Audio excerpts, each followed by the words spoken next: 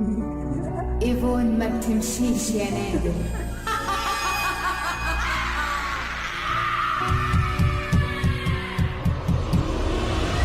وحدو زي ما دفنتني وانا حي، هدفنك هدفنك هدفنك.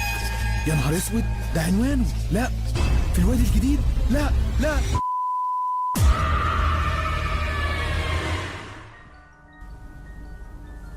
ومعادنا مع قصة من القصص الأرشيفية من قصص رعب على القهوة اللي بيتم إعادة معالجتها. أنا اسمي أدهم سالم. أنا لا كاتب صحفي ولا كاتب روائي، لا تقول إن أنا بألف ولا بكتب قصص والكلام ده، بس كل واحد فينا ممكن يمر بتجربة فيحب يسجلها ويكتبها. يمكن أنت كمان تمر بتجارب فتحب تكتبها. أنا برضو بكتب التجارب بتاعتي. هو انت مش بتقول للناس ابعتولي اللي بتمروا بيه؟ انا عندي اكتر من قصة عشتها، بس عمري ما فكرت انشر الكلام ده. لكن دلوقتي بقول ايه المانع ان انا احكي؟ ما ياما كتير ناس بتحكي قصصها، يمكن تكون دي المرة الاولى وممكن تكون الاخيرة وما تسمعليش تاني، او ممكن تلاقيني بعد كده بشارك تاني وتالت ورابع. ما علينا، انا عندي 26 سنة، عايش لوحدي. اهلي عايشين بس بعيد عني لاني بسافر كتير بسبب الشغل، وقررت ان انا انعزل واعيش لوحدي. شغلتي مندوب مبيعات في شركة ادوية. خلصت الجامعة واشتغلت في الشركة دي، ومن ساعتها ما سبتهاش، وهو الحمد لله الحال ماشي لحد دلوقتي. في مرة كنت بجرب اكتب شوية خواطر على كام بيت شعر، بس مش حاسس نفسي قوي. قلت طب ما اكتب اللي انا مريت بيه او اللي الناس التانية مرت بيه، مثلا اروح اقعد معاهم اسمعهم اكتب حوادثهم وكده. يعني في ناس كتير بتكتب في مواضيع الرعب والجن والكلام ده، وبيني وبينك انا عارف ان تلتين الحاجات دي بيبقى هبد، كدب بصراحة يعني. ففكرت وقلت لنفسي طب ما اهبد انا كمان، ولا اكتب الحقيقة. انا هكتب الحقيقة. انا مش موهوب في حتة التأليف اصلا عشان اهبد يا جماعة. انا هكتب اللي حصل واللي الناس هتحكيهولي وهنقوله لكم زي ما هو. هما بقى كدابين مش كدابين دي مش بتاعتي. بدأت يا عم ادور على القصص والحوادث اللي ممكن تكون حصلت واكتبها، لكني فشلت. كل حاجة قابلتني بيبان كده من اولها ان الناس بتخترعها، يا اما مش بالغرابة والقوة الكافية اللي تخليني اكتب والناس تتشد، يا اما في كاتب تاني متخصص في مجال كتابات الرعب اخدها وكتبها بشكل اقوى، زي اللي اسمه نادر فودة، اللي كل ما اقعد مع حد واقول له احكي لي حاجة مريت بيها يقول لي لا انا ما بحكيش غير للاستاذ نادر فودة. تقولش عفريت العلبة يا اخي اللي بيطلع لي. يعني انا شايفه قتل كل حاجة كنت بفكر فيها. انا يئست. بس لما بتبقى بتدور على حاجة مهتم بيها قوي، بيجيلك وقت لما تنفض لها من الاخر تجيلك لحد عندك تحت رجليك. حد يعني كنت في يوم اجازة من الشغل ونايم في البيت عادي زي اي يوم، وصحيت على صوت دوشة جاية من بره الشقة. قلقتني. رحت على الباب اشوف فيه ايه. لقيت تقريبا كل الناس اللي في العمارة واقفين قدام باب الشقة اللي قدام شقتي بالظبط. الناس عمالة اللي يزعق واللي صوته عالي واللي يتخانق. بشوية تركيز الشقة بتولع. انا كنت صاحي من النوم مش مركز، بس النار واضحة. ولقيت واحدة لما فتحت الباب بقى وبصيت قوي بتقولي اتصل بالمطافي والاسعاف حالا. هما يعني كانوا مستنيين انا اللي اتصل؟ ده انتوا امركم عجيب قوي. جريت دخلت جوه الشقة عندي وكلمت المطافي ولقيتها متبلغة بالفعل، وخدوا بيانات ومش عارف ايه وقالوا متبلغين يا فندم. الشقة اللي بتولع دي انا معرفش الحقيقة في حد جوه ولا مفيش. استنيت مع الناس بره، في محاولات كده ضعيفة كده لاطفاء النار، وفي حد يعني عمال يقول عايزين نعرف في بني ادمين جوه ولا لا، بس ما كانش في صوت اي بني ادم جوه. الباب مقفول والنار خارجة من وراه وخلاص. ومن تحت بالباب بيبان كل شوية ايه، شعلة، لهب، وهكذا. الشقة دي بقى يا جماعة ملك استاذ عبد الله، راجل كبير في السن عايش مع مراته وابنه وبنته، طلع على المعاش من وقت قريب. راجل طيب جدا وفي حاله، وعلى طول بيروحوا وييجوا وممكن يقعدوا بالاسبوع ما يظهروش، بيروحوا لقرايبهم. تنقلاتهم كتيرة يعني. كنت بدأ اقول يا رب في الوقت ده يكونوا من ضمن التنقلات بره. سألت الناس حد اطمن عليهم. الناس محتاسة ومتلخبطة وكله عمال يقول ربنا يستر، وكله بيدور على شقته وان النار ما تمسكش في باقي العمارة. واللي سمعها بتقول لجوزها انا هشيل الذهب وهجهز عشان نمشي وننزل نقف تحت. وفعلا لمحت اسرتين بيحملوا حاجات ونازلين يهربوا. وخلاص في ناس خلاص بدأت تعمل حسابها ان احتمال مش هين ان العمارة ممكن كلها تولع. فتحوا الباب اخيرا، وقع مكسور. انا اتسحبت ووقفت في مكان قريب وقلت لفرد من افراد المطافي لما جم انا ممكن اساعد. الراجل بصلي وحس تقريبا ان انا العائل الوحيد في وسط الناس الغجر اللي موجودين.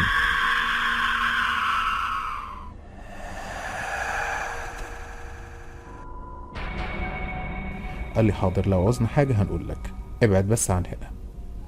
شوية ووقت بسيط وكانت النار اتطفت الحقيقة في زمن قياسي بجد. فضولي خلاني اتسحب جوه الشقة غرقانة وعايمة في المية. النار اكلت كل حاجة، مفيش حاجة باقية في مكانها، ولا في حاجة تقدر تعرف منها سبب الحريقة. يعني بوتاجاز مثلا، انبوبة غاز، مفيش. واضح ان الشقة ما كانوش موجودين زي ما قلت لحضرتك. واحد من رجال المطافي قال لي هي الشقة مهجورة؟ قلت له لا، الشقة دي حضرتك مش مهجورة، الشقة دي فيها ناس ايه؟ الشقة الكام حاجة اللي ما اتحرقوش فيها قديمة قوي يعني. يا فندم الشقة دي بتاعت استاذ عبد الله ومش مقفولة ولا حاجة والله. فين الناس اللي هم فيها؟ لا معرفش، الحمد لله ان هم مش موجودين. يعني هو لازم يبقوا موجودين ويتحرقوا عشان نقول ان الشقة موجودة يا فندم؟ هتلاقيهم جايين دلوقتي، ربنا يكون في عونهم لما يرجعوا. في الوقت ده سمعنا صوت صرخة جاية من الحمام. طلعنا نجري ناحية مصدر الصوت، لقينا واحد من الجيران اتسحب هو كمان ودخل الشقة. هو واقف قدام باب الحمام وعمال يترعش ويستعيذ بالله من الشيطان الرجيم. واحد من بتوع المطافي قال له وسع كده لو سمحت، زقه بعيد. وانا دخلت على اول عتبة الحمام انا كمان اشوف فيه ايه. اول ما دخلت وقفت على باب الحمام انا كمان استعذت بالله من الشيطان الرجيم. الحمام مبدئيا كله اسود، كل شبر فيه محروق، البلاط متكسر، المراية متدشدشة، لكن وسط كل ده كان في حد قاعد على الارض، قاعد مربع. اقولها لكم ازاي؟ الراجل اللي قاعد على الارض مربع كان مسلوخ، جلده مسلوخ من على جسمه زي ما انتوا تخيلتوه دلوقتي، وقدام منه كان في بركة دم كأنه كان بيتعذب. هو ايه اللي ممكن حد يعمل في نفسه كده مثلا؟ وجنبه منه حاجة زي حتة قماش محروقة. ركزت معاها، بس لما ركزت قوي اكتشفت انها مش قماش، ده جلد. رجعت ابص على الراجل المحروق بتركيز، وكانت المصيبة انه استاذ عبد الله. استاذ عبد الله مش محروق، عشان بس ما غلطش واقول تعبيرات غلط، استاذ عبد الله مسلوخ. وفي عز كل ده اتحرك ولسه فيه الروح والنفس. لقيت راجل المطافي بيقول يا خرابي ده عايش. واحد من اللي واقفين معانا بقى يسأل وكلنا نسأل هنعمل ايه؟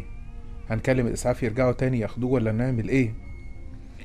في الواقع الاسعاف كانوا مشيوا بعد ما طفوا الحريقة، لان مفيش جثث، وما كانش فيه في الحمام جثث على فكرة. والناس مش عارفة تعمل ايه، هتمسكه ازاي؟ عم عبد الله كان بيحرك عينيه وبيبص لنا، لا بيتكلم ولا جسمه بيدي اي اشارة. كان حد كلم الاسعاف عشان يرجعوا تاني. كلنا ساعدنا وشلناه. يا جماعة الموضوع مؤلم جدا، مش مؤلم ليه هو بس، ده مؤلم لينا احنا كمان. ايه اللي ورطني التوريطة السودة دي؟ انا مش هنام بعد كده بعد المنظر ده عمري. واحنا بنحاول نشيله صرخة مفزعة نشفت الدم في عروقنا، وفضل يقول كلام مش مفهوم، مش ليا لوحدي، ده للكل. الناس من صرخته اتكعبلوا وقعوا في الارض. اللي يقول ماليش دعوة واللي رجع لورا. واحد من بتوع الإسعاف كعبل هو كمان، فالسرير وقع على الأرض. لمينا الشتات نفسنا وشلناه من جديد، وخصوصا ان احنا لما سيبناه بعد ما صرخ وفزعنا وقع ما حطش منطق المرة دي.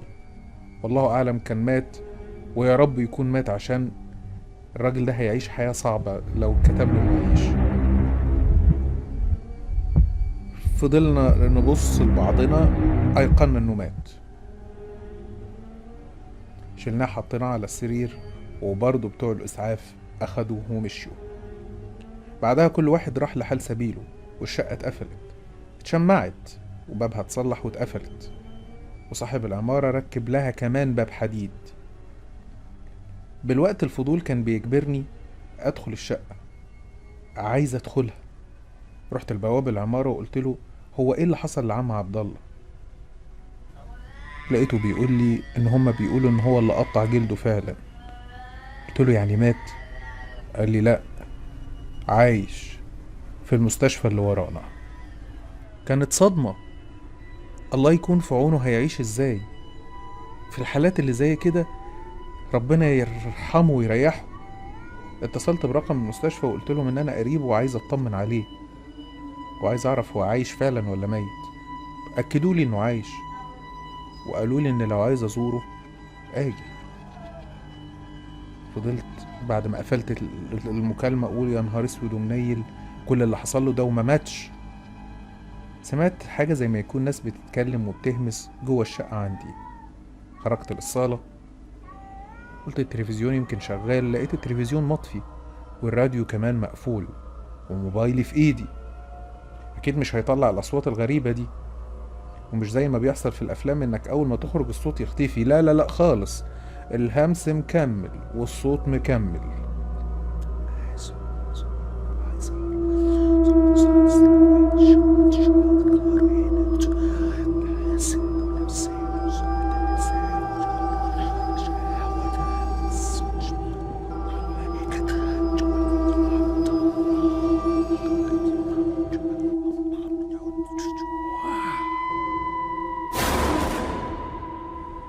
كنت خايف، عاوز اعرف الصوت مصدره ايه. شغلت الراديو على اذاعة القرآن الكريم، ووقتها كل حاجة سكتت في لحظة، ونفسيا انا هديت. دخلت المطبخ اعمل كوباية قهوة، لان قلت انا كده مش مظبط. ببص من شباك المطبخ، عيني جت على شباك شقة استاذ عبد الله، لانه هو اللي قدامي في المنور. شباك مطبخ شقته الملعونة كان مفتوح، بس قبل كده ما اعتقدش انه كان مفتوح، بيتهيألي.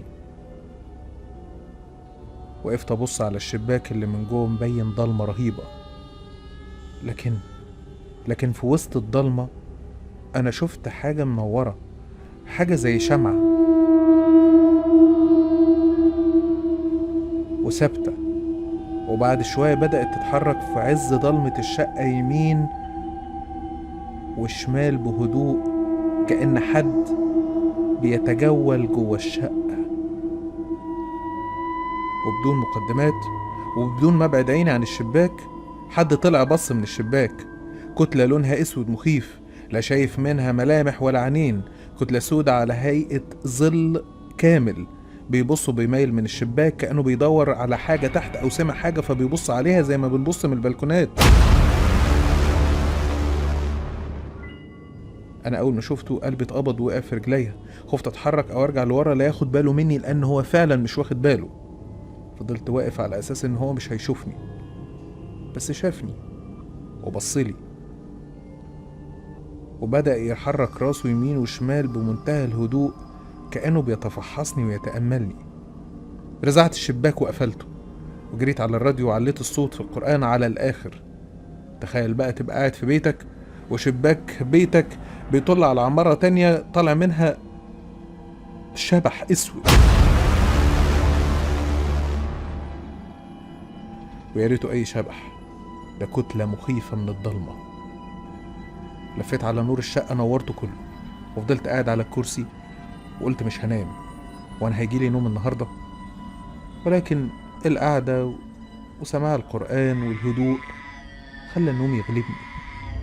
اول ما صحيت جريت على المطبخ، فتحت الشباك بالراحه، ببص لقيت شباك استاذ عبد الله مقفول يا جماعه.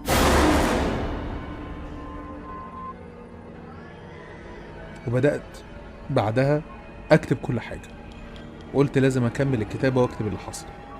لبست هدومي ونزلت شغلي، وقلت لما ارجع هبقى اكمل بقى.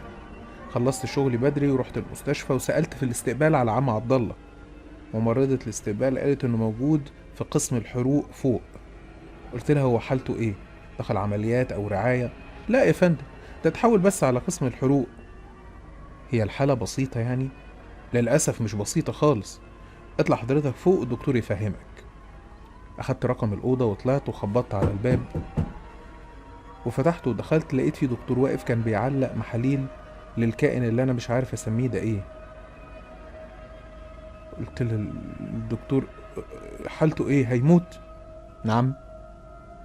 مين حضرتك؟ انا جاره. انتوا ما نقلتوش عناية ليه؟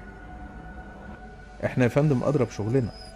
الحالة اللي المفروض بالشكل ده تموت بس ربنا نجاه. الحالة مستقرة. هي حالة غريبة جدا. اللي انت ما تعرفوش ان مفيش اثر على اي حتة من جسمه. الراجل ده ما اتحرقش. الراجل ده حد سلخ جلده من عليه، بس احنا جبناه قسم الحروق يتعالج علاج من نوع خاص. يعني ايه واحد جسمه ما فيهوش جلد ومسلوخ وسليم يا دكتور؟ زي ما قلت لك الراجل حالته غريبة مش مفهومة. يعني يا دكتور هتسيبوه كده يعني، ولا هتعملوا له عمليات تجميل، ولا هتركبوا له جلد، ولا هتعملوا له ايه؟ ده انا مش فاهم. هنشوف. طبعا عندي سؤال كمان، هو ممكن حد جلده يتسلخ من عليه وهو صاحي ويعيش؟ الحالة يا فندم كلها غريبة، بس كل اللي اقدر اقوله لك لو ليك علاقة بيه احسن لك تبعد. يعني ايه؟ انا جاره وده راجل كبير، ازاي ابعد؟ بصراحة اللي عمل فيه حاجة زي كده انا ظني انه مش حاجة بشرية. على فكرة انا دكتور اهو كل حاجة، بس بقولك انا شايف ان في حاجة مش طبيعية. ازاي يتسلخ ويتحط الجلد بتاعه جنبه؟ واحد بيته يتحرق وجلده يتسلخ والنار ما تقربش منه تماما زي ما سمعنا واتبلغنا؟ يعني ايه؟ لو حضرتك بقى عندك تفسير يا استاذ فهمني. للأسف يا دكتور انا ما عنديش اي تفسير. انا خلاص مش هاجي تاني زي ما حضرتك قلت. وقبل ما امشي الدكتور وقفني وقال لي هقول لك كمان على حاجة مهمة. في حتة في دراعه محروقة اتحرقت على شكل حرف زي وشم على لحم جسمه. تعالى بص كده. رحت مع الدكتور وبصيت، المنظر وحش جدا. مهما اوصف المنظر مش هتتخيلوا بشاعته. تشوف بني ادم عبارة عن لحمة، منظر مخيف، والريحة عاملة زي ما تكون في المذبح، حاجة بشعة. وفي حتة في لحم دراعه محروقة ومكتوب عليها حرف كاف. قلت للدكتور وده معناه ايه يا دكتور؟ مش انت جاره وجاي تسأل عنه والجيرة والود؟ انت اللي تفهمني. لا يا دكتور انا مش جاره لدرجة ان انا اعرف انه لما يتسلخ ولحمه يبان ويطبع ولا تتنايل على دراعه حرف كاف يبقى اعرف معناه ده ايه. وبعدين حضرتك طلبت مني ابعد. الممرضات بيحكوا حاجات غريبة، بيقولوا اوضة الراجل ده بالليل بيبقى طالع منها همس وكلام غريب، وفي اللي بيقول ان هم شافوا نور وضوء قوي اعلى من نور الاوضة، لدرجة ان النور بيبقى خارج من تحت عتبة الباب عنده بالليل وبينور في الطرقة بتاعت المستشفى. ممرضة بتقول قررت تفتح وتشوف في ايه، وصوتت وصرخت.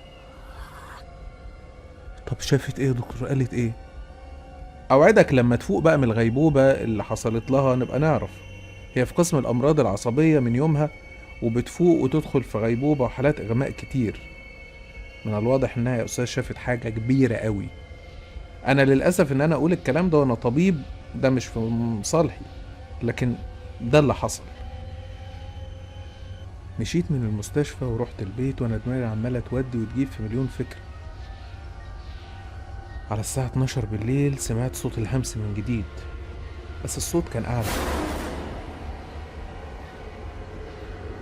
وامتزج معاه صوت زي ما يكون صوت أطفال بتصرخ وبتعيط. جريت قفلت شبابيك البيت كلها وأنا عيني عمالة تروح على المطبخ زي ما أكون عايز أروح على الشباك المطبخ وأبص على الشقة الملعونة. دماغي هتنفجر. تفكير وفضول انتصر وخلاني أدخل المطبخ، وقربت من شباك المنور وفتحته وبصيت على الشباك بتاع أستاذ عبد الله بس كان مقفول. قلت أنا كده كده مش هخرج من البيت، أنا مش متحمل ومش هقدر أقعد بالمنظر ده. طب أنا بين نارين، هقعد بقى كده ولا أخرج؟ لا أخرج. خرجت وفضلت أضغط على زرار الأسانسير وطلعت وركبت.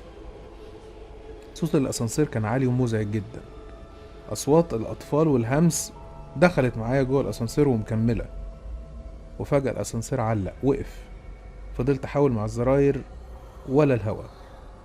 النور ما قطعش بس الأسانسير هو تقريبا اللي علق وباظ. لا عارف أطلع ولا عارف أنزل. عمال أخبط على الباب ولا حد سمعني. حاولت أفتح الباب بإيديا الاتنين بأي شكل ما بيتحركش. وكملت في الآخر لما الكهرباء اتقطعت. مع انقطاع الكهرباء صوت الهمس زاد من تركيزي، او هو زاد بالفعل معرفش. لما الاسانسير بيتعطل في اي ظروف ممكن من الخوف لو بني ادم عنده فوبيا لا قدر الله يروح فيها، فما بالك بني ادم زي بيحصل له اللي بيحصل له. واقف في الاسانسير والدنيا ضلمه وانا حاسس ان في حاجه بتتحرك من حواليا دلوقتي. حاجه ايه؟ قول مليون حاجه مثلا. ركنت ظهري لورا بيأس. حسيت ان في حد واقف معايا في الضلمه، وحاجه هبدت ورزعت على باب الاسانسير من بره، وسمعت اصوات غريبه جايه. في الوقت ده الكهرباء رجعت والاسانسير رجع اتحرك. صوته كان غريب، مش ده الاسانسير اللي اعرفه ولا ده صوته، ولا انا اتجننت. الاسانسير نزل في الدور الارضي. فتحت الباب الاولاني. احنا عندنا الاسانسيرات القديمه بابين، باب خشب من بره وباب من جوه حديد. انا فتحت الباب الحديد والباب الخشب مزرجن ومش عايز يفتح، زي ما يكون حد قفله من بره بمفتاح. خبطت عشان حد يسمعني، البواب بقى ولا اي حد طالع. سمعت صوت رجلين على السلم طالع ناحية باب الاسانسير. وقف قدام الباب الخشب اللي فيه ازاز من فوق بسيط، لمحت منه الشخص اللي واقف بره. كان عمال يبرق.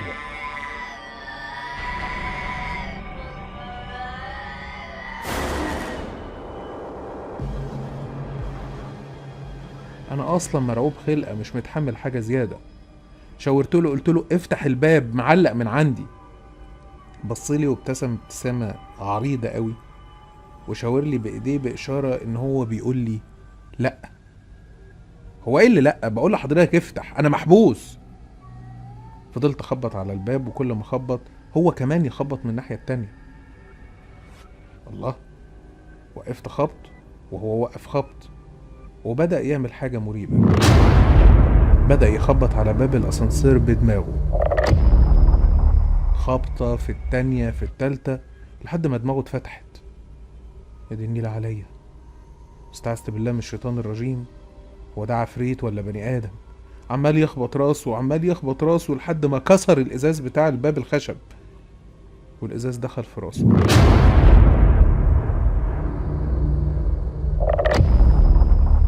الراجل وقع في الأرض. رميته على الأرض دي كانت صفارة الإنذار اللي جابت سكان العمارة كلهم، زي ما يكون غارة حصلت. كلهم قدام باب الأسانسير والسويت اشتغل، وأنا مش فاهم في إيه. بصيت لهم الإزاز وأنا لسه جوه. انتوا كنتوا فين؟ ما جيتوش إلا لما مات؟ ما جيتوش إلا لما الإزاز بهدله؟ خرجت بره الأسانسير لما الناس فتحولي الباب. بركة دم مكان الراجل، مكان المصيبة اللي كان بيعملها في نفسه. لكن الراجل مش موجود. الراجل اللي كان بيخبط راسه في باب الأسانسير اختفى. كل اللي موجود دم على الزرار اللي بره وعلى الإزاز ودم في الأرض. امال انتوا بتصوتوا على ايه؟ هو الدم ده جاي منين؟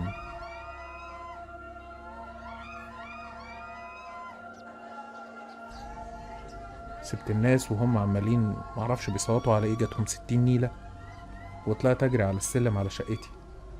ولقيته على السلم.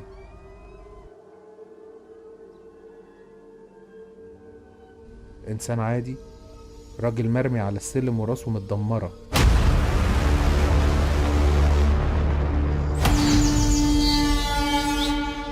ما كانش ميت، راسه متبهدلة وعمالة تنزف.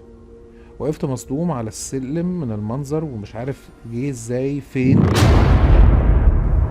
لكن مش ده بس اللي صدمني، كان في جسم فوقيه بالظبط زي اللي شفته بالظبط، جسم اسود اللي كان بيبص من شقة استاذ عبد الله. عارفين الجسم ده كان فوق الراجل بيعمل ايه؟ كان بياكله والتاني زي ما يكون ماسك فيه كهربا وعمال جسمه يتنفض. الكائن المظلم كان بياكل الراجل وهو حي. اللي في مكاني لما يشوف حاجة زي كده يعمل ايه؟ انا ما عملتش حاجة، كملت السلم جري وطلعت اجري. انا مش عايز اموت ومليش دعوة باي حاجة بقى بتحصل. يا دوب وصلت للدور اللي تحت شقتي لقيت السويت اشتغل، شقة تانية بتتحرق. الله اكبر. معظم الناس كانوا تحت ومفيش فوق الا الستات. بدأت اخبط على باب الشقة دي عشان سامع ناس بتصوت جوه. باب الشقة دي بالذات كان فيه حاجة مختلفة. الشباك الازاز اللي بنقول عليه شراعة بتاع زمان ده موجود. ضربته بايدي مرة واتنين ومع المرة التالتة اتكسر. بدأت ابص وانادي على اي حد يكون سامعني، محدش بيرد. امال الناس اللي بتصوت جوه دي ايه؟ ماتت في اللحظة دي؟ 2 3 جم وزقوا معايا الباب ودخلنا. وعلى ما دخلنا النار كانت اتطفت فجأة من غير اي اسباب ولا حد يقرب منها. دخلت اجري ابص يمين وشمال مش لاقي حاجة. الناس كلها كانت جت. امال اللي بيصوتوا فين؟ قلت لنفسي بص في الحمام، ما هي مصيبة يلا جديدة هتكمل اللي حصل. دخلت بسرعة على الحمام، لقيت طفلتين قاعدين في الارض، لا خايفين ولا متأثرين ولا اي حاجة، بس كانوا مركزين ناحية المراية بتاعة الحمام. بصيت لقيت الجسم الاسود اللي انا لسه سايبه تحت بياكل في الراجل كان واقف في المراية وعلى بقه دم. بصيت للبنتين وقلت لهم انتوا شايفينه؟ كان في واحد جاري معايا طلع يجري وسابني. بدأ الظل الاسود ده ولا الكائن الاسود يروح ناحية واحدة من البنات. جيت اقاوم علشان انقذها وابعدها عنه، لقيتني اتشليت وكل جسمي اتكتف ولا حتى عارف ازعق. وبضوافر ايده مرر ايده على جلدها اللي اتسلخ في لحظات. حاجة في منتهى السرعة المخيفة. البنت فاتحة بقها وما بتصوتش، زي ما تكون متنومة مغناطيسي. اللي كانت بتصوت كانت اختها. وزي ما قلت لكم انا متكتف مشلول، ولقيتني بتشد لورا، حاجة بتشدني لورا بمنتهى العنف. كل ما اجي اقول اي حاجة ولا زعق ولا نادي مليون حاجة تمنعني. حاجز كبير بيني وبينهم. المسكينة اتسلخت والتانية النار مسكت فيها، اما انا متفرج. باقي الناس فين؟ محدش شايف حاجة، محدش موجود. وبدأت اسمع صوت ناس بتزعق، ناس بتصوت. وبص لقيتني في الشقة لوحدي.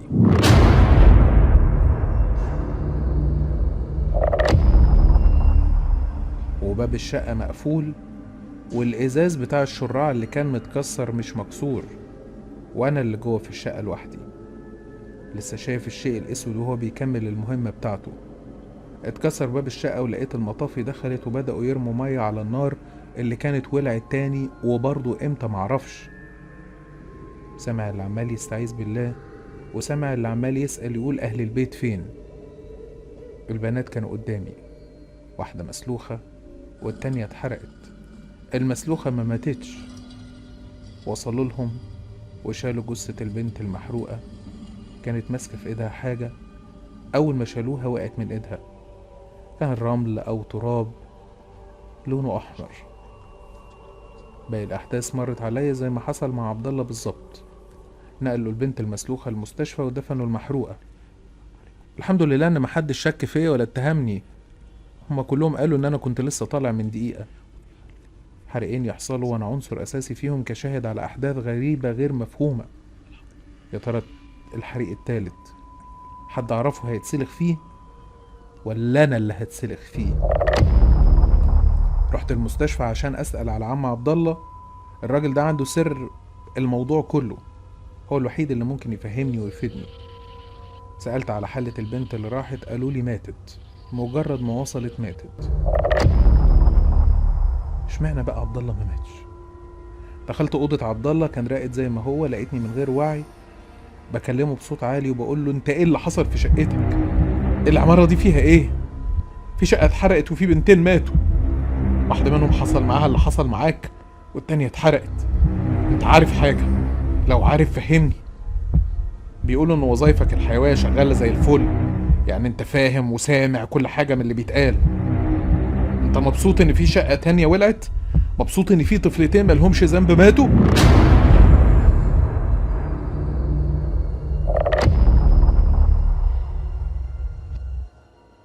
في اللحظه دي حصلت رعشه في جسمه، اتنفض للحظه، حسيت انه هيفتح بقه وهيتكلم، كان بيطلع في الروح. يا ريته ما فتح بقه. عبد الله بدأ يتنفض وبعدها بطل حركه، ومن تحت السرير لقيت في حاجة طالعة بتزحف على الأرض زي التعابين. كان الجسم الأسود، الجسم الأسود اللي أنا شفته أكتر من مرة، بس المرة دي كان طالع يزحف من تحت سرير عبد الله. صرخت، زعقت، جريت على الباب، حاولت أفتحه ما بيفتحش، فضلت أرزع ولا حد بيرد. هو الكائن ده بيظهر من هنا ومحدش بيحس بيا وبنعزل تماما عن الدنيا. صداع غريب شديد مش قادر اتحمله. الكائن اللي بيزحف زحف شوية ووقف مكانه. عارف الكلب لما يكون متربص بحد عشان ينط ويقفز ويهجم عليه؟ هو واقف قدامي بالمنظر ده، وكالعادة الكهرباء اتقطعت. حسيت بإيدين بتمسك رقبتي وبتخنق فيا، بدأت أدوخ من كتر ما الأكسجين بيتمنع عني. لكن اللي حصل إن لما أنت بتتخنق بتفتح بقك عشان تحاول تتنفس بأي قدر، تاخد ولو نفس بسيط. فتحت بقي، في حاجة دخلت جوه بقي، حاجة زي رمل أو تراب كان بيتحدف ويتزق ويتحشر حشر كده، وخلاص حتى النفس اللي كنت هاخده راح. وفي الوقت ده الإيدين سابتني واترميت، وقعت على الأرض وفقدت الوعي. لما فقت لقيت نفسي على السرير في المستشفى، ودكتورين واقفين حواليا، واحد منهم بيقول لي الحمد لله على السلامة. مديت ايدي على رقبتي لا إراديا، والدكتور قال لي ما تقلقش، انت كويس، ما تقلقش. هو ايه اللي حصل؟ انا كنت جاي ازور بس عم عبد الله. ايوه، انت كنت جاي تزور عمك عبد الله، والكهرباء اتقطعت واحنا لازم نمر على المرضى. دخلنا اوضتك لقيناك مرمي على الارض، ما نعرفش ليه، بس انت جيت له قبل كده، ده اللي عرفناه يعني. طيب التراب اللي كان في بقي؟ تراب؟ لا الحقيقه ما كانش في بقك تراب ولا حاجه.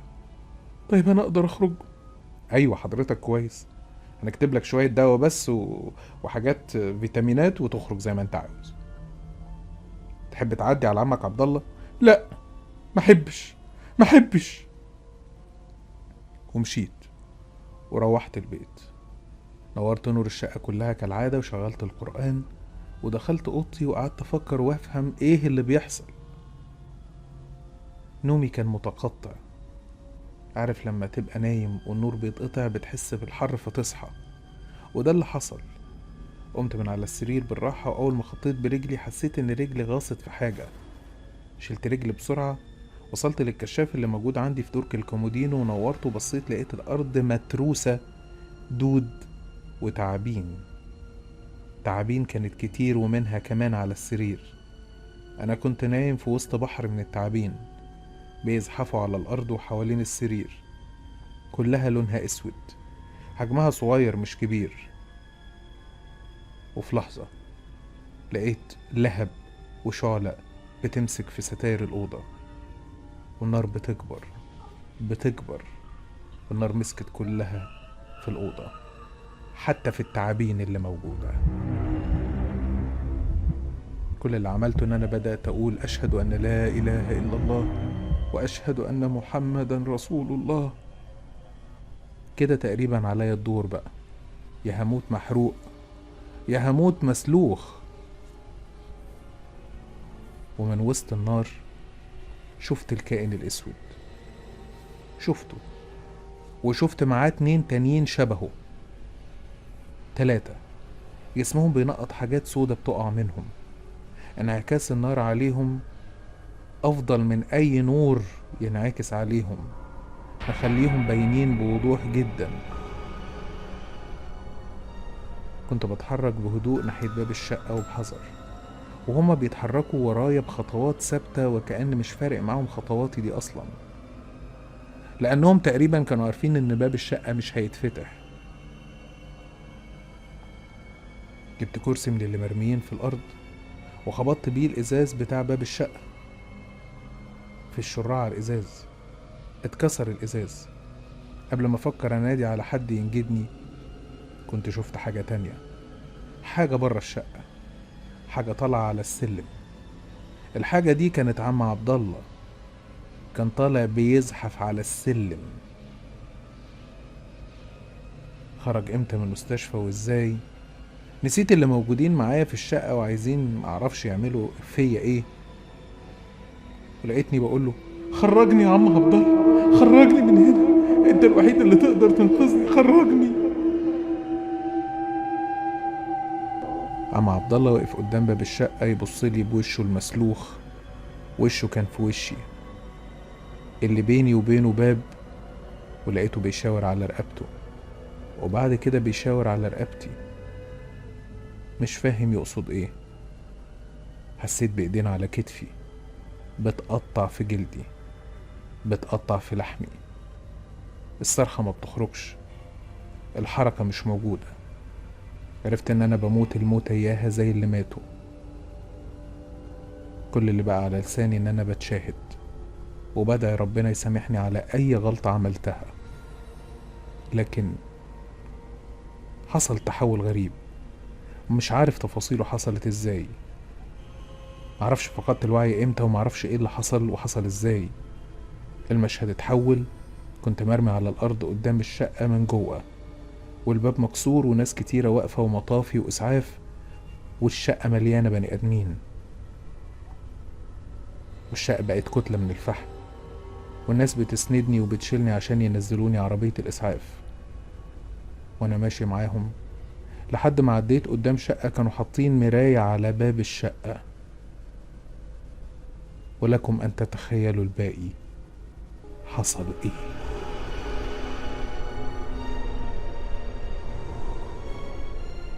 افكركم ان قصتي حصلت بحادث قضاء وقدر. حريق في الشقة اللي قدامي، شقة استاذ عبد الله. كنت من ضمن الناس اللي دخلت وشافت المنظر جوه. الاستاذ عبد الله الراجل كان جسمه مسلوخ. الموضوع ما عداش كده بالسهل ولا كان مجرد حادثة وعدت. الموضوع اتكرر تاني مع شقة تانية فيها بنتين صغيرين، واحدة اتحرقت والتانية اتسلخت. المرة دي شفت المنظر بعناية هو بيحصل. في الحوادث دي ظهر كائن غريب، سواء يعني كان في الشقة المقفولة أو من وسط النار. شفته في أكتر من شكل وأكتر من موقف. شبح أسود، لا تعرف ده جن ولا بني آدم ولا إيه بالظبط. رحت لعبد الله المستشفى، عم عبد الله أنا آسف يعني، عشان أفهم منه ده إيه. وهناك شفت الكائن ده أكتر من شكل وشفت غيره، وحصل هجوم عليا تحديدا. وفي خلال أيام قليلة كانت دور عليا إن أنا أتحرق. لقيت نفسي بره الشقة مرمي على الأرض، والناس بتسندني وخرجوني بعيد عن الشقة. بعد ما شفت عم عبد الله وبصلي من شباك أو من شراعة الباب. معرفش خرج من المستشفى امتى ووصل لحد عندي وكان طالع على السلم. خرجت بره الشقة. أنا فاكر كويس وأنا ماشي شفت انعكاسي في مراية كانت قدام شقة من الشقق كانت مركونة. تعرفش بقى بيجيبوا جديدة ولا بيرموها ولا بيكهنوها، معرفش. الأهم من ده كله إن أنا اتجمدت واتخشبت مكاني لأني شفت هدومي غرقانة دم ووشي كمان. أنا الدم مخوفنيش، اللي خوفني هو التراب. جسمي مردوم تراب أحمر، زي ما يكون الدم صبغ التراب وخلاه لونه أحمر. ده التراب اللي كانت الكائنات السوداء أجبرتني بشكل أو بآخر إن أنا أبلعه. وكان في إيد البنت الصغيرة اللي اتحرقت، فاكرين وقلتلكوا عنها، والتراب وقع من إيدها. ده علامة بدأت أترجمها. ده معناه إن أنا لما أشوفه لازم بعدها شقة تتحرق. أستاذ عبد الله كان هنا بس اختفى، وانتهت الحدوتة المخيفة عند كده. فضلت بعدها أسأل كل اللي حواليا: أستاذ عبد الله فين؟ يا جدعان أستاذ عبد الله فين؟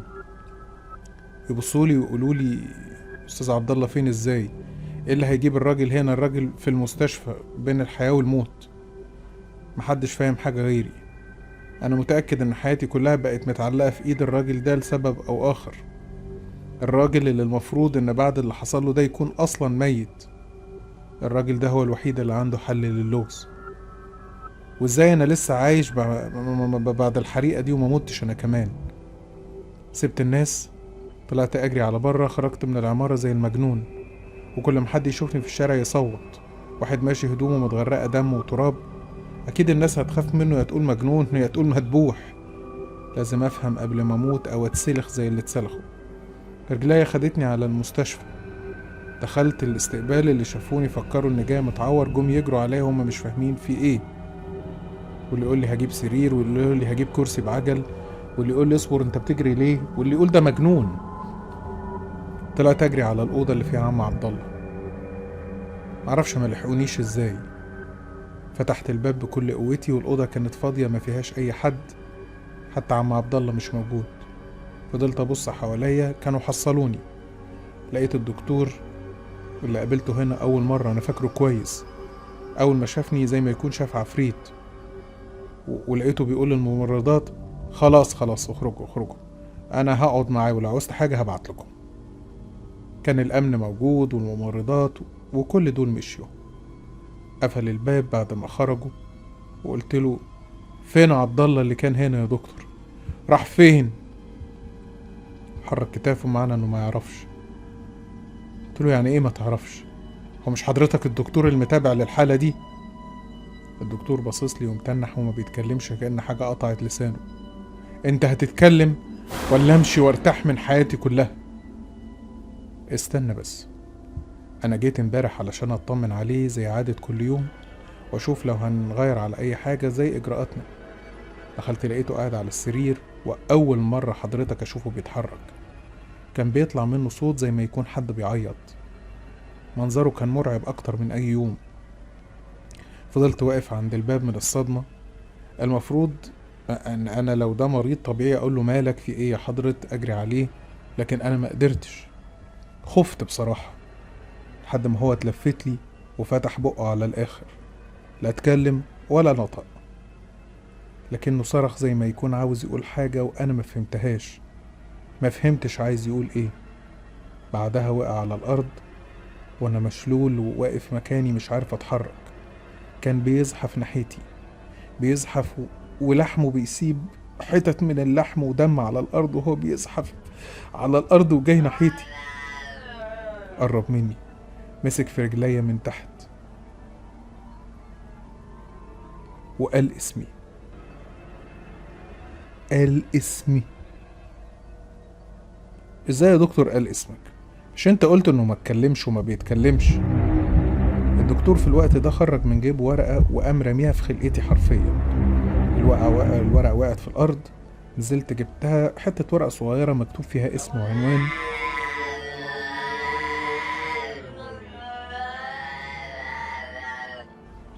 اسم سليمان. فسألته: مين سليمان ده؟ أنا معرفش حاجة. عبد الله شاور لي على المخدة، ورحت من رعبي شلت المخدة، لقيت تحتها الورقة دي، وقال اسمك انت كمان. وانا ما كنتش ناوي اديلك الورقة دي لا يجرى لك حاجة انت كمان. يا دكتور هو يعني فين عبد الله برضو؟ عبد الله بتاعك ده هرب، اختفى، الوقت ده انا ما بقيتش عارف اعمل ايه. هروح العنوان اللي دكتور اداهولي؟ ما انا كده كده ميت، لو رحت هموت ما رحتش هموت. العنوان تحديدا على طريق الواحات. بس عبد الله قال اسمي ليه للدكتور. انا علاقتي بيه على فكره ما كانتش فظيعه لدرجه انه يعرفني اساسا. عبد الله جالي البيت وانا بتحرق. ليه؟ جاي يحذرني ولا ليه دخل في اللي حصل لي؟ خرج من المستشفى ازاي بحالته دي ومحدش شافه؟ ما كانش عندي حل غير اني اروح العنوان. بدأت رحلتي للقرية الغريبة العجيبة اللي على طريق الواحات، اللي اكيد فيها الحل اللي هينهي حياتي او يخلصني من المصيبة وينهي حياتي برضو في الاخر. ركبت ووصلت على اول طريق الواحات، وهناك على الطريق الصحراوي وقفت عربية صغيرة وطلبت من السواق يوصلني العنوان. فقال لي ياه دي بعيدة قوي، انا هوديك بس تدفع يعني. انا هدفع اللي حضرتك عاوزه، كل اللي انت عاوزه هديهولك. ابقى خلي بالك بس عشان الاماكن دي مليانة قطاع طرق. دي انت بتتكلم عند التراب اللي عند الفيوم. بعد ساعة السواق نزلني على جنب في وسط صحراء، دنيا ضلمة، وشفت على جنب بيوت صغيرة تحس انها مبنية بعشوائية كده، وقريب منها شفت التراب اللي هو قال عليها، ولقيت كوخ صغير هو الوحيد اللي طالع منه نور. حسبت السواق على اللي هو طلبه ومشيت لحد ما وصلت باب الكوخ المفتوح. في راجل كبير قاعد جوه. قلت له السلام عليكم يا حاج، هو حضرتك مين؟ انا اللي مين يا ابني؟ انت اللي جاي عندي وجاي تقول لي مين؟ هتدفنوا حد ولا ايه؟ هو هنا التربي يعني ولا ايه؟ ما تنطق يا ابني، انت مين؟ انا جاي من اخر الدنيا. في واحد اسمه سليمان الشيخ، قالوا لي على اسمه وقالوا ان انا لازم اقابله عشان في مشكلة هو اللي هيحلها لي، وادوني العنوان هنا. وانت عاوزه في ايه؟ يعني هو في حد فعلا بالاسم ده؟ انت عاوزه في ايه؟ ما كانش عندي حل غير اني احكي له. بدأت اتكلم واحكي عن كل حاجة تخص التراب الاحمر والكائنات السوداء وكل حاجة. وقلت له بما ان انت اكيد وسط الميتين فبتشوف حاجات زي كده، وعلى كده بقى انت معاك تراب من اللي انت بتحكي عنه ده؟ لا طبعا مش معايا، انا هحتفظ بتراب زي ده هبب بيه ايه؟ التراب ده اصلا علامة موت وحرق وسلخ، محبش يخليه عندي او معايا. اولا العنوان اللي في الورقة ده مش هنا، القرية دي جنبنا بخطوتين، تطرح مشي، سكانها قليلين. احنا جينا هنا عشان نشتغل باليومية، كنا بنحرس ارض لحد ما تتبني، ارض صحراء، والصحراء مليانة بلاوي، الصحراء مرتع للجن يا ابني. عملنا كام بيت كده جنب بعضهم وبقت القرية الصغيرة اللي بقولك عليها دي. ما كانش في ناس بتجيلنا كتير، اللهم إلا حد يقف على الطريق في الاستراحة، ولا حد يتوه، ولا حد بنزينه يخلص، وصاحب الأرض لما يجي بيقبضنا فلوس. هي دي الزيارات، كل واحد جاب مراته وعشنا. ولما عشنا طبيعي كان طبيعي برضو يحصل حالات وفاة. ما احنا عشنا بقى استقرينا، فقلنا نبني تراب. كان في أرض قريبة من التراب بنقلق منها بصراحة. الرملة بتاعت الأرض دي ما كانتش صفرة زي الرملة بتاعت باقي الصحراء، كانت حمرة دم، منظرها يخوف. لما تقف قدامها تحس ان انت قدام بركة دم ناشفة. ما بفهمش يا ابني في الأرض والتربة والحاجات دي، فقلنا خلقة ربنا. وحفرنا وبنينا تربتين جنب بعض في حتة الرملة الحمراء. وفي يوم واحد مات ودفناه في تربة من التربتين اللي في الأرض الحمراء. واحنا مروحين مرات الراجل صوتت وقعت على الأرض وقام مغمى عليها. عادي من الحزن بقى، الصدمة شديدة. لكن اللي مش عادي ان احنا سمعنا أصوات غريبة مش عارفين لها مصدر جاية من ناحية التراب. قول لي لو انت مكاني دفنت حد وانت في طريقك مروح سمعت صوت طالع من التربة، هيكون عندك الجرأة يا ابني انك تفتح التربة وتشوف فيها ايه؟ هتقولي يمكن صاحي ودفناه وتسرعنا، بس الصوت يا ابني ما كانش صوت بني ادمين، ده كان صوت ناس بتتعذب. مشينا وما قدرناش نرجع، ولما بعدنا ورجعنا البلد كل واحد بقى يتكلم مع التاني ويقول هنعمل ايه، هنسيبه كده؟ اتشجع مننا 3 4 ورجعنا للترب. وكانت المصيبة يا ابني التربتين الاتنين مولعين، النار ماسكة فيهم كلتهم. وقفنا متنحين مصدومين. عارف لقينا مين قدام التربة؟ لقينا مرات الراجل اللي كنا دفنينه متكومة في الأرض، وجلدها يا ابني كان مسلوخ. محدش يتحمل المنظر، منظر أعوذ بالله أعوذ بالله أعوذ بالله. فضلنا نفكر نعمل ايه. اتشغلنا من الرعب والخوف، والست اختفت فجأة.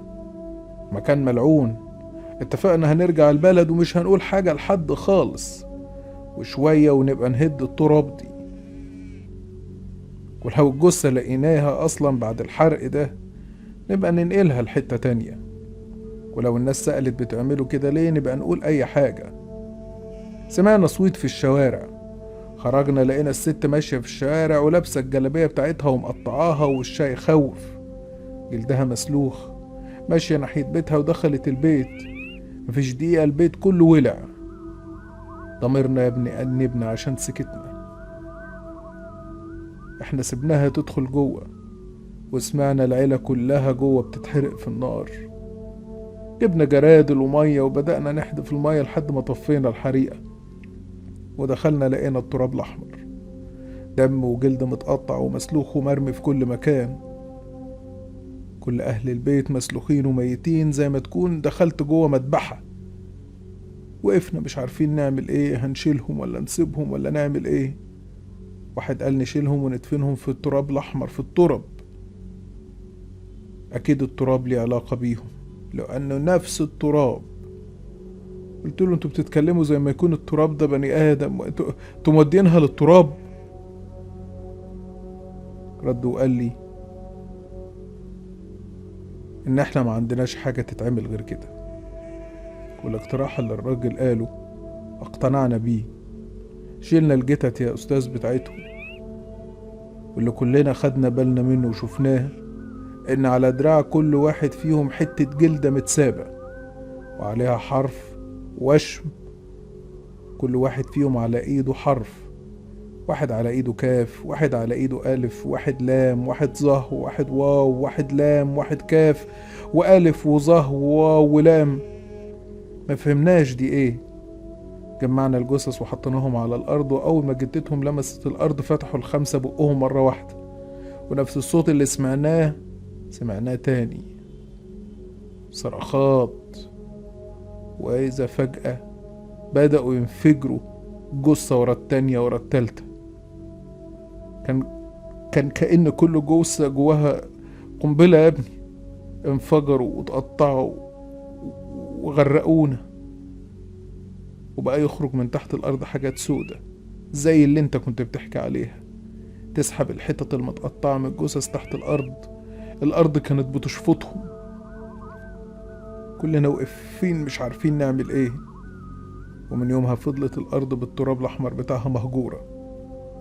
أنا من الناس القليلة اللي فضلت في القرية، وفي ناس تانية جات وقعدت هنا ما تعرفش عن القصة دي أياتها حاجة، لأننا ما بقيناش نحكي عنها.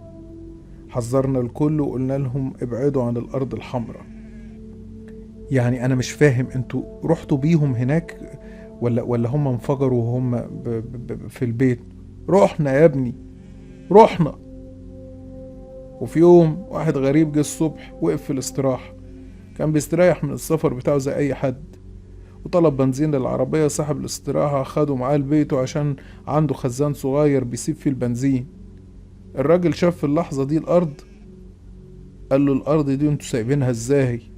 الأرض دي تحتها بترول، أنا أفهم في الحاجات دي، هاخد عينة من التراب أحلله. صاحب الاستراحة يا ابني جه وحكالنا الموضوع، وفي خلال أسبوع الراجل ده رجع بالليل مسلوخ ومعاه 2 تانيين هجموا على بيت صاحب الاستراحة، والبيت اتحرق وصاحب الاستراحة اتسلخ ومراته. وكنا بعد ما قفلنا الباب على اللعنة دي يا ابني اتفتح من جديد. قلنا هنعمل فيهم زي ما عملنا في الأولانيين، شلناهم لقينا على دراعاتهم حروف كاف ولام وباقي الحروف على ايديهم. شلناهم ورميناهم في الأرض الملعونة. النار مسكت فيهم واتحرقوا واتقطعوا وطلعت الأجسام السودة وخدتهم. ولحد دلوقتي أنا فاكر يا ابني الكلمة اللي اتقالت. كان في كلمة بتتقال من الكائنات دي، كانوا بيقولوا حاجة زي الكازول، فاكرها قوي. المرة دي خدت معايا 2 رجالة وقلت أنا هنزل القاهرة وأشوف حد يفهمنا الموضوع ده، نروح لدجال ولا حكيم روحاني، هنروح. رحنا الراجل كبير الناس دلتنا عليه عندكم في مصر.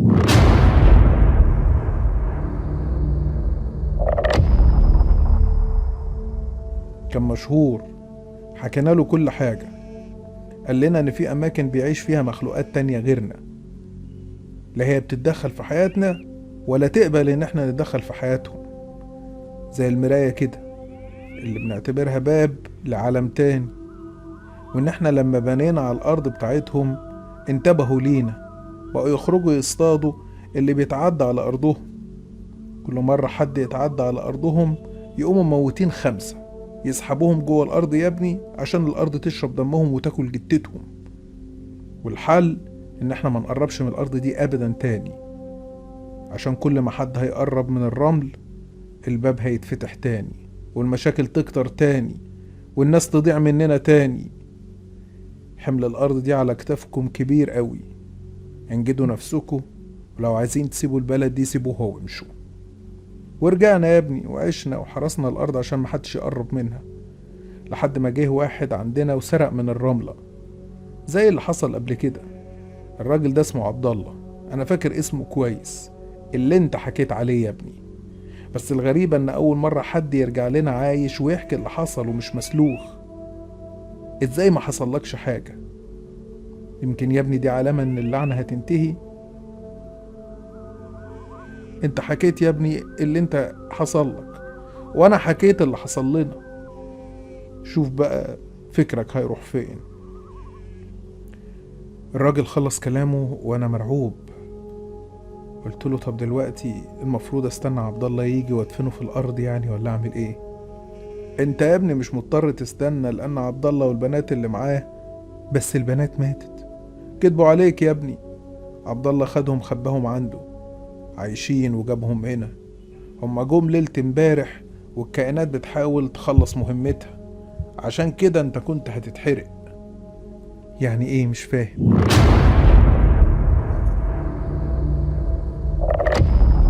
يعني انا هموت يعني؟ مش فاهم. انت لازم تروح معايا الارض دلوقتي ولازم ندفنه.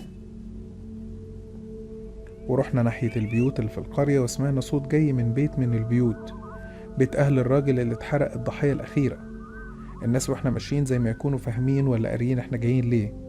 عم سليمان التربي وقف وكلم 2 3 وراحوا كلموا غيرهم، وبدأت الناس تتجمع، في منهم اللي كان شايل مشاعل وغيرهم شايل بنادق. مجموعة دخلوا منهم وجابوا الجثث اللي اتجمعت واترمت على الأرض قبل ما اجي. عبد الله كان في وسطهم. رحنا ناحية الأرض، شفنا منظر التراب الأحمر فعلا يا جماعة، زي ما يكون تراب ممزوج بدم، مع ان الدم الأرض ما بتشربوش. كان نور الفجر بدأ يظهر نوعا ما، فالتراب باين قوي، الريحة وحشة قوي قوي. عم سليمان و2 رجالة شالوا الجثث وشاورولي ان انا اشيل جثة البنت المسلوخة. رحنا ناحية الأرض، كنت بتراش، سمعت زن طالع من الأرض. حطينا الجثث وسليمان قال ارجع لورا يا ابني دلوقتي. عدت كام دقيقة وفجأة لقيت سليمان بيبص للناس اللي واقفين معاه وقال لهم دلوقتي دلوقتي. من صوته العالي والخضة لقيتهم بيكتفوني، وقلت لهم انتوا بتعملوا ايه؟ اتفقنا يا ابني ان اللعنة تخلص، كل مرة بياخدوا 5 جثث، بس اللي ما حكيتلكش عنه ان احنا عملنا معاهم عهد واتقابلوا ال4 جثث، ولو احنا جبناهم ليهم هيوقفوا اللعنة ومش هيظهروا تاني. ما هو مش معقول يا ابني احنا اللي نفضل نموت كل مرة، لازم اللعنة تخلص. فضلت ازعق واقاوم ولا في فايدة، وبدأوا يحفروا حفرة عشان يرموني جواها. صرخة سمعتها طالعة من جثة من الجثث.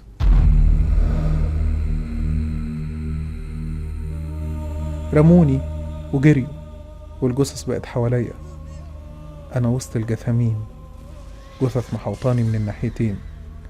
بدأت الجثث تتنفض وتتحرك وتترعش حواليا. غمضت عينيا واتشهدت، الدنيا سكتت، ما قدرتش أغمض كتير. فتحت شفت كائنات سودة طالعة من تحت الأرض، فضلت أبصلها، فضلت أنادي على سليمان والناس اللي معاه وأقول لهم ما تسيبونيش، أنا مش عايز أموت. بدأت الكائنات السودة تزحف على بطنها ناحيتي، وبدأت الجثث تنفجر واحدة ورا التانية، والدم يملى المكان حواليا، وشي وجسمي اتغرق دم، ودلوقتي بيقربوا مني. لكن اللي حصل زي ما يكون حصل عاصفة كبيرة، تراب كتير. لمحت الناس ما مشيتش واقفين يبصوا من بعيد، التراب غرقهم هم كمان. بدأوا يزعقوا ويصوتوا وينفضوا التراب عليهم. في منهم اللي جري ناحية البلد والتراب مغرقه، وشفت سليمان بيجري وراهم وهو بيزعق وبيقول لهم ما تدخلوش البلد بالتراب. نار كبيرة بدأت تمسك في كل مكان في البلد أول ما الناس وصلت لها. الكائنات ما بقتش مركزة معايا، بدأوا يتلفتوا للي واقفين، في اللي قدر يجري وفي اللي ولع وفي اللي فضل واقف متخشب مكانه. انتهزت الفرصة وفكيت نفسي وقمت قعدت على الأرض، والتراب مغرقني أنا كمان، واتنين من الكائنات واقفين قدامي. فضلت أجري بأقصى سرعة ممكن أجري بيها، مش عارف بجري رايح فين. كل حاجة بتتهز وتترج من حواليا، ريحة الدم في كل مكان، صرخات الناس في القرية واصلة لحد هنا. كل اللي بعمله ان انا بجري بعيد عن القرية على قد ما اقدر. طلعت على الطريق برا، وهناك وقعت مغمى عليا. لما فقت لقيت نفسي في مستشفى متواضعة. اكيد في ناس لقيوني على الطريق ودخلوا ينقذوا اي حد، ولما لقوني اول واحد مرمي على الارض ودوني المستشفى. اللي عرفته بعد كده ان هما ما لقيوش حد عايش في البلد خالص، النار اكلتها بالكامل.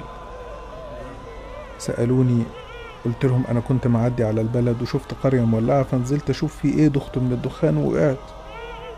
صحيح انا هقول لهم ايه غير كده؟ عرفت ان القرية اتدمرت بكل اهلها، بس هل ده معناه ان اللعنة كده وقفت؟ ولا حد هرب وشايله التراب بضحية جديدة ولا ايه؟ خرجت من المستشفى وانا مقرر ان انا اختفي، لا هرجع البيت ولا هرجع البلد ولا هرجع الشغل. طمنت بس ان اهلي كويسين، وبلغتهم ان انا عندي سفرية.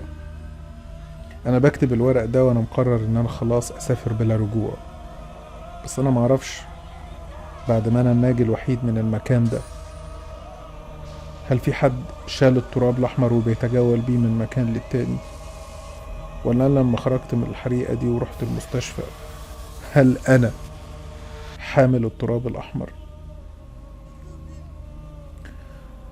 دي كانت الحقيقة، أنا الحامل الجديد للتراب الأحمر. ما تقلقوش، ما هو التراب ما بيتنقلش بالسمع وبالودان، لكن